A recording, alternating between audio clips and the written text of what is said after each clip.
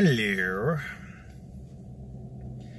I'm not really sure all of the terms of the particular experiment, but there is an experiment that psychologists have done where they take kids and they place like a piece of candy under a cup. And then they put two empty cups next to it. So there's 3 cups. One of them has a piece of candy under. Then they ask the kid, when the next child comes in, which cup will he guess the candy is under?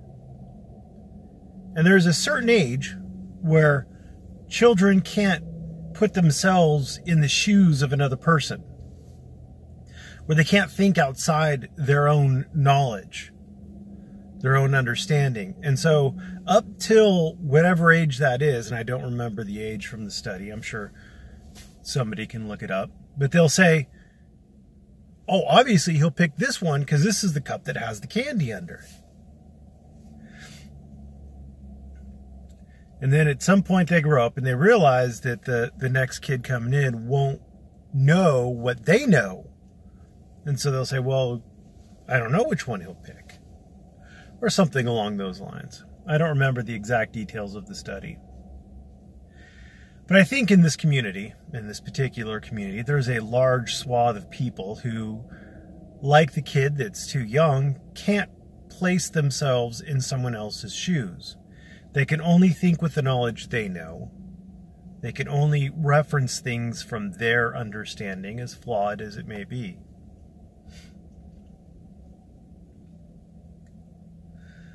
And so I don't think people can understand in this community, #NotAll, what I do and why I do it. If I was in a room with a bunch of police officers and they were looking at these videos from a police officer point of view, and they were criticizing the behavior of the auditors, and they were commending the behavior of the officers, I would be challenging them. They would assume, unless they're as dumb as some of the auditors are, that I am only pro-auditor and that I am only anti-police, because all I will do in their presence is defend the auditor and attack the police. You may notice I'm not in that position, though. I am in a channel where my primary audience, my target audience, is people in the auditing community. Not solely the consumers of the audits, but also the actual auditors themselves. And because I'm in this particular community, the vast majority of the videos that I see and the vast majority of the positions the auditors take is that the police are always wrong and the auditors are always right. And just like where the police, I'm sure everybody in here would think, yeah, the police would be wrong if they said that the police were always right and the auditors were always wrong. Just like that is true, it is also the case that the auditors will be wrong if they believe that the police are always wrong and the auditors are always right. There are instances where the police are wrong. There are instances where the auditors are wrong. It's always interesting to me how people in this community will instantly declare an auditor to be innocent. It's just patently obvious to them. They are instantly experts on all these state laws and local ordinances and federal laws. I mean, obviously they know. Woo! I got this. And it'll always exonerate the auditor. Always. So if I bring some doubt into the mix, like I didn't say that Patty Cakes was guilty of anything. I said I don't know. I don't believe that he's guilty of anything because I don't know all the statutes in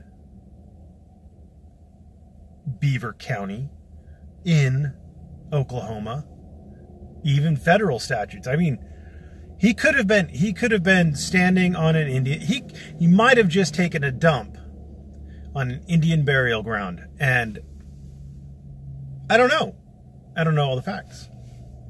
And that's the difference between me and you. Hashtag not all.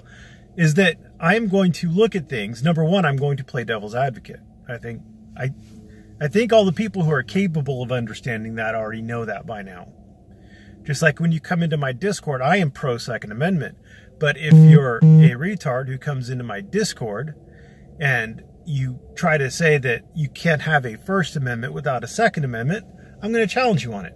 I strongly believe in a Second Amendment, and I do believe that the Second Amendment safeguards the First Amendment. But if you make the statement, I'll challenge you on it.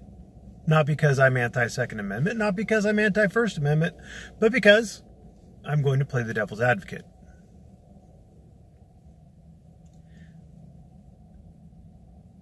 So, I hope that helps people somewhat. I know that the children will still be unable to determine what other people should know, but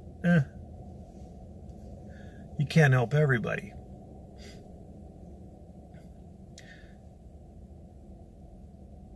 Another interesting thing that I find is that the Dunning Kruger effect is just running rampant through this community.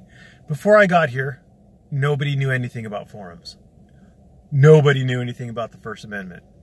They knew that there was a First Amendment, and they knew that there were Fordyce v. Seattle and, Glick v. Cuniff and some of these other cases, but they didn't understand them. And yet, even when I came here, before they understood them, back in the days when everybody was saying, Merbies has just heard something. He saw a web page from Google and he saw forums on it. Now that's all he could think about is forums. Back in those days, everybody thought that they knew everything and that I knew nothing. And still today, when I'm giving you some legal analysis on well, maybe it's this way and maybe it's that way, I still get the First Amendment, dummy. You just hate the First Amendment. You're not a patriot. Here's the fun thing about patriotism. Patriotism simply means that you love your country and you want to see it prosper. People can have different ideas on how to do that. People can come to different conclusions about what is best for the country. That's why you have the Democrats and the Republicans, or the independent parties like the Green Party or the Libertarians. I know that Republicans like to say Democrats are unpatriotic, and Democrats love to say Republicans are unpatriotic. But the reality is, generally speaking, hashtag not all, most people in the country want what's best for the country. Most people in the country want the country to succeed, because if the country succeeds, they succeed by default. I mean, there's a reason why poor people in the U.S. have issues with obesity, and poor people in Somalia have issues with dying from malnutrition. There's a reason for those differences. The more prosperous your country is, the more prosperous even your poor people are. Our poor people get money from the government. They have refrigerators.